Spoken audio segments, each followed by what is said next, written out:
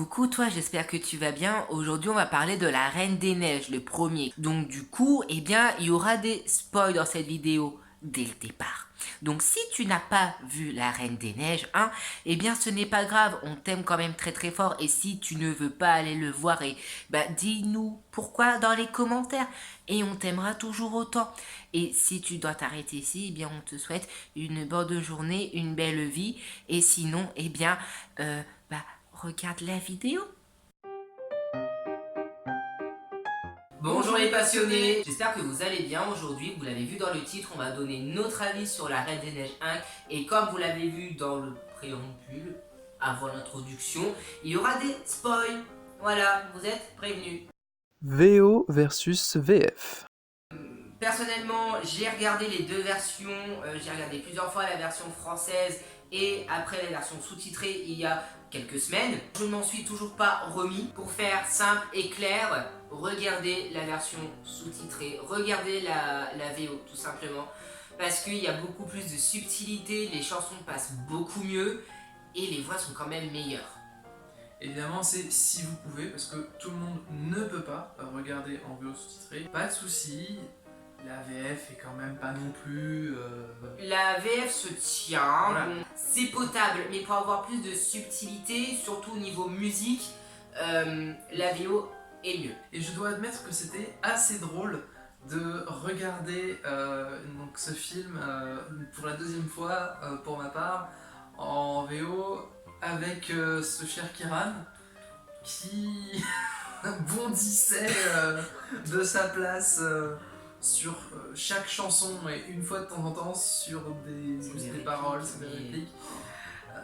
Il est assez expressif, assez réactif, donc c'est assez drôle. Je vous mettrai des liens de musique, etc. qu'on peut retrouver sous-titrés français, etc. Mais honnêtement, enfin, juste, il y a des chansons, mais... Et tant qu'on est sur le sujet, si vous ne l'avez pas déjà vu, Link the Sun a fait une vidéo sur cette thématique et notamment il s'arrête sur la chanson Libéré, délivré ou Let It Go, donc en anglais, comme exemple. Thèmes abordés, la solitude et son rôle de monarque qu'elle a endossé le jour même juste avant son exil volontaire. Et personnellement j'adore son ton sarcastique, tu sais genre super je suis la reine mais je suis seule. Alors qu'en français on part beaucoup plus dans un truc poétique. Point négatif. Premièrement, le message de fin que je trouve un peu trop appuyé, même si c'est un message que je trouve cool, je reviendrai dessus en point positif, mais voilà, c'est pas des plus subtils. Je vais prendre un exemple, le fait que Olaf répète l'espèce de règle de ce qui doit être fait. Ça c'est un exemple de trop appuyer le propos. En point négatif, ça serait surtout deux personnages. Donc ça serait le personnage de Hans et le personnage de Christophe. Calmez-vous dans les commentaires, je vais vous expliquer pourquoi. Hans, au début, est très gentil, très sympa, machin, bidule. Il paraît super gentil, très sympathique. Anna part du coup pour aller chercher sa sœur. Il s'occupe de tout le monde, il donne des couvertures, etc. etc. Franchement, si t'en as rien à faire, déjà ça tu le ferais pas. Et en fait, dès qu'on sait que c'est lui le méchant, etc., il se transforme complètement. Alors qu'on voit pas la nuance en fait, on le voit pas venir. Et par rapport à Christophe, la relation de Christophe et de Anna, je suis désolée, je la comprends pas. Pour moi, elle est mal ficelée. En fait, c'est que dès le départ, Christophe dit mais vous pouvez pas l'épouser, machin, il y a une dualité. Et on voit pas qu'il y a une relation sentimentale entre deux, quoi. Je suis pas d'accord, il y a des petites scènes où on sent un peu le truc et tout, mais qui sont bloquées par le fait que elle n'a Dieu que pour Hans, qu'ils sont déjà en théorie fiancés, voilà, plus ou moins. Mais il y a des petites phrases, des petites scènes, des petits jeux de regard qui... Voilà, pour moi, c'est pas flagrant, quoi. Mais par exemple, réponse, ça se fait naturellement, etc. Pourtant, avant, c'était pas non plus...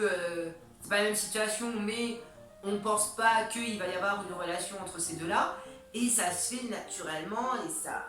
Pour moi, ça rentre plus dans le moule que la relation avec Anna et Christophe. Donc à la fin, heureusement, ils se marient pas parce que là, honnêtement, enfin déjà, ça aurait pas été logique avec ce que Elsa dit dans le film. Mais heureusement qu'à la fin, ils sont juste ensemble, juste qu'ils s'embrassent.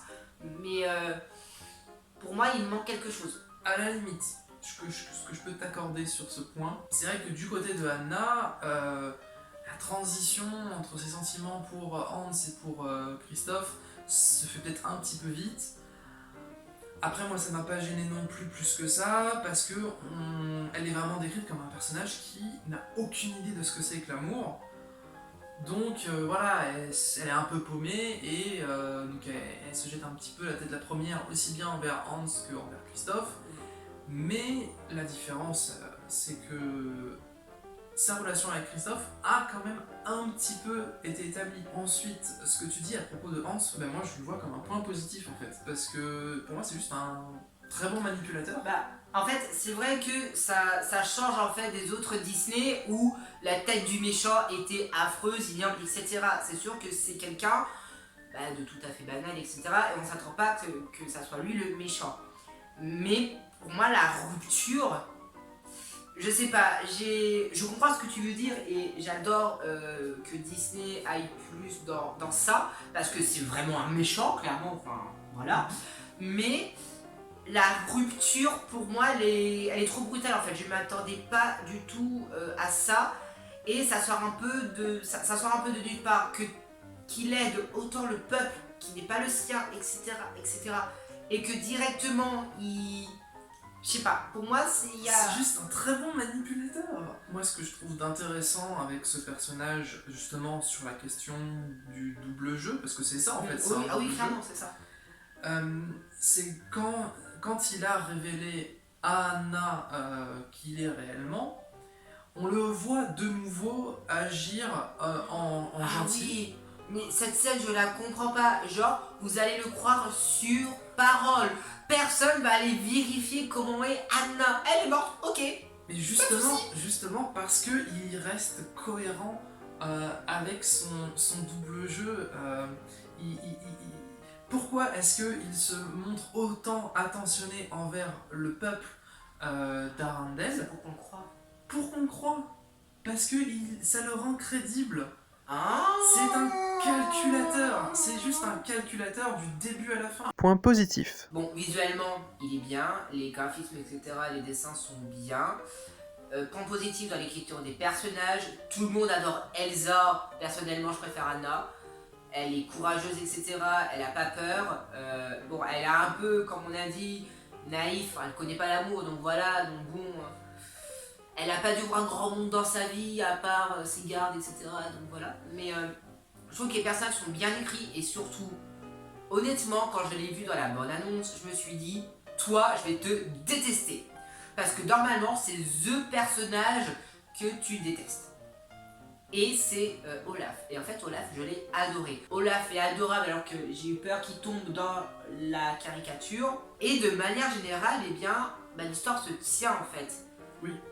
Voilà, l'histoire se tient, il y a plusieurs messages dedans, quand par exemple, que ton enfant soit différent ou autre, l'enfermer, le cacher, c'est pas forcément la bonne idée qu'il soit, par exemple, et d'autres messages.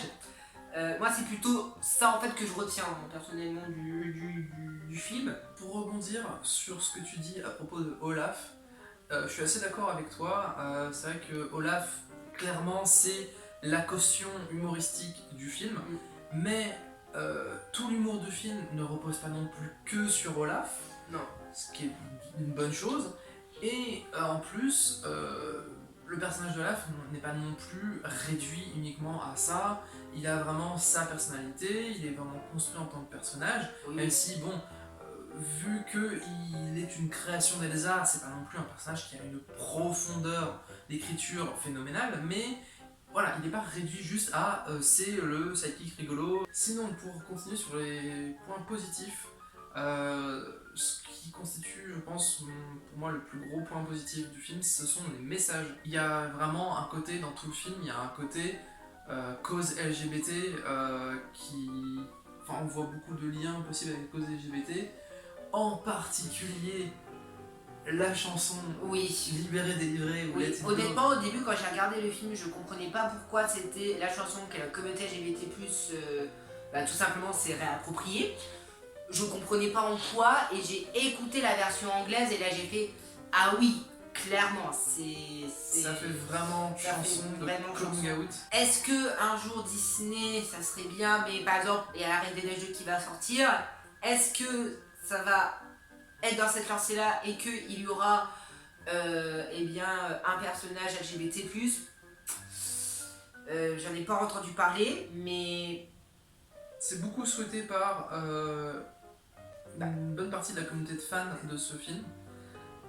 surtout que ça s'y prête en fait. Enfin, Elsa, la personne quoi. Après, le truc un peu gênant, petit aparté sur le sujet, c'est un... À la fois, ce serait super cool qu'il y ait un personnage fort et important, qui soit pas un personnage secondaire, qui s'avère être LGBT, que ce soit canon, etc.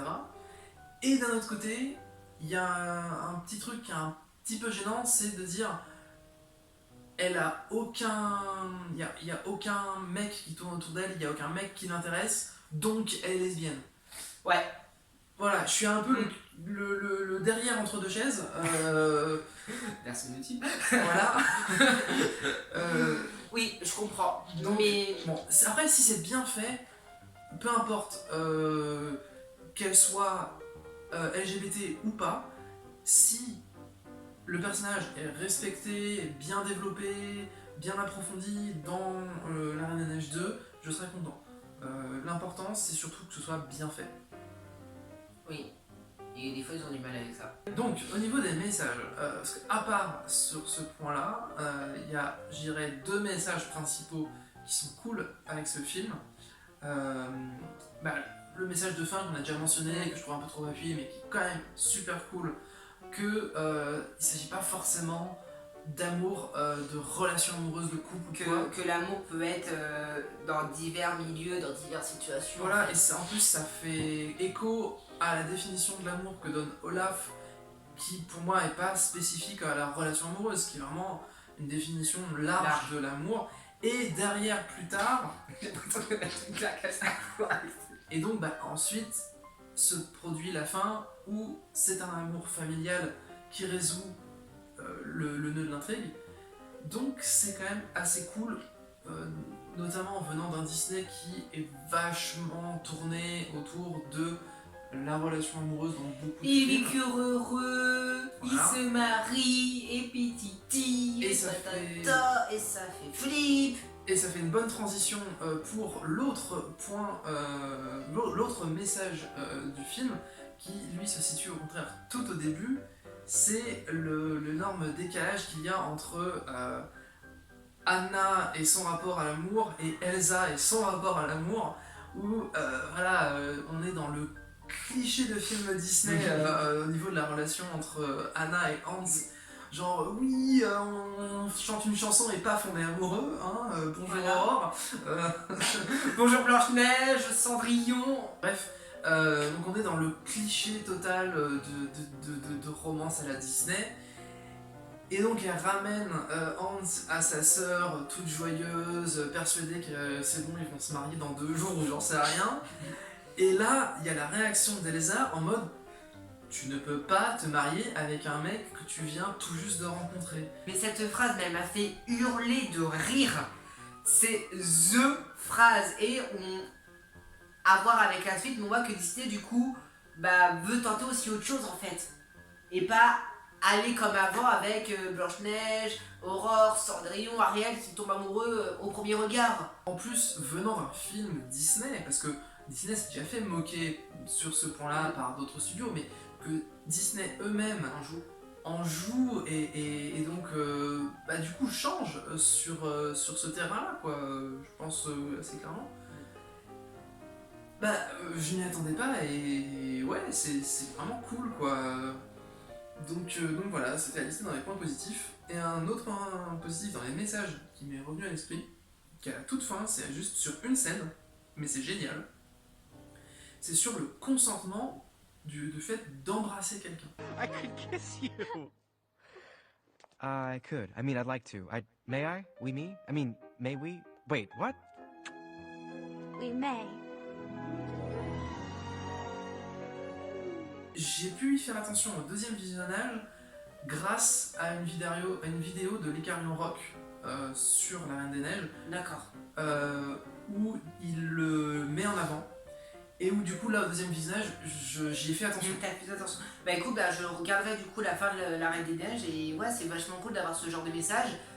Je crois que c'est la première fois ce genre de message sur le consentement. Surtout chez Disney. Voilà, surtout chez Disney quoi. C'est Entre Blanche-Neige et La Belle au Bois dormant. Ah non, mais ouais, c'est vachement cool et surtout qu'on parle du consentement, est-ce que je peux t'embrasser quoi. C'est parce qu'on parle du consentement au niveau acte, etc., etc.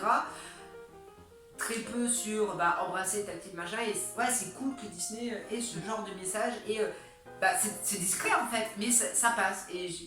En plus, c'est vraiment bien amené parce que c'est cohérent Ouais, c'est avec cohérent avec ce la que scène. Anna a vécu avant, sur le fait qu'elle avait besoin d'un geste d'amour sincère et qu'elle a immédiatement pensé au cliché du baiser et qu'elle allait voir Hans et que Hans s'est avéré être un manipulateur. Donc avec ce que Anna a vécu, c'est cohérent que Christophe ait cette réaction. Même si Anna n'aura pas vécu ça, quelqu'un que tu veux embrasser, théoriquement tu devrais demander quand même à la personne. Oui. Surtout qu'en plus, les baisers sont plus agréables quand on a demandé avant.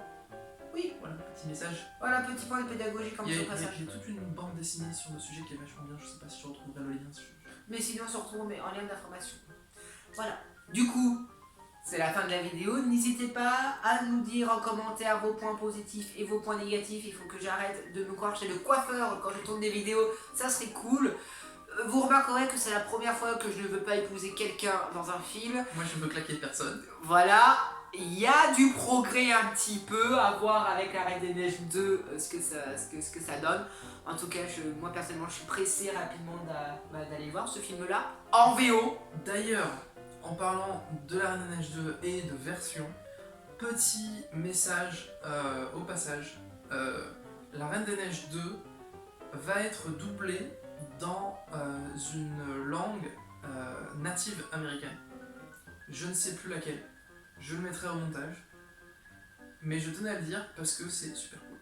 Merci pour ce message et donc du coup n'hésitez pas à nous dire en commentaire ce que vous avez pensé de La Reine des Neiges. Si vous voulez aller voir le 2, vos avis positifs et négatifs, que vous soyez d'accord avec nous ou pas, on se fera un plaisir tout simplement de parler avec vous et d'échanger, c'est le but aussi de la chaîne. N'hésitez pas dans les commentaires comme à chaque fois à donner votre avis, qu'il soit différent du nôtre ou pas, voilà. De toute manière c'est toujours un plaisir d'échanger avec vous, on répond à vos commentaires et n'hésitez pas à aimer la vidéo, à la partager et à vous abonner sur la chaîne YouTube des univers qui parle de l'univers Disney de manière générale et aussi rejoignez-nous sur les réseaux sociaux Facebook et Instagram où on est assez actifs.